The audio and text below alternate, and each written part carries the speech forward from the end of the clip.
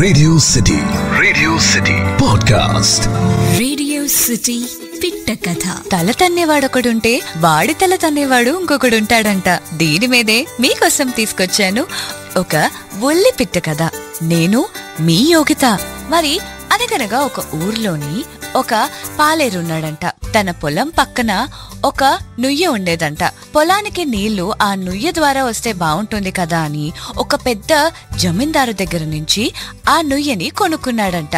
కొనుక్కున్న మరుసటి రోజు ఆ నుయ్యలోంచి వాటర్ తీస్తుంటే ఆ జమీందారు అన్నాడంట, నుయ్య మాత్రమే కొనుక్కున్నావు, నీళ్లు కాదు అని చెప్పి నీళ్లు తీసుకొనివ్వలేదంట.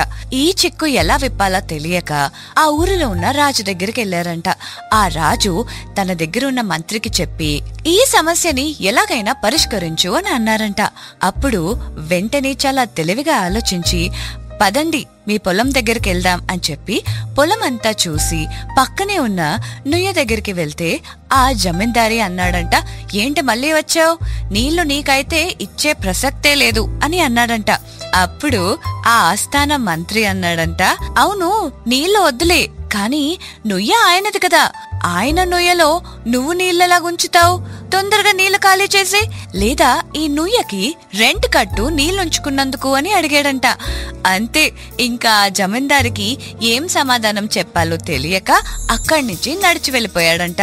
అర్థమైంది కదా, మనమే తెలివైన వాళ్ళమని ఎప్పుడు అనుకోకూడదు. మనకంటే తెలివైన వాళ్ళు ప్రపంచంలో చాలా మంది ఉంటారు. అర్థమైంది కదా. Stay tune to radio city 91.1. Radio city podcast.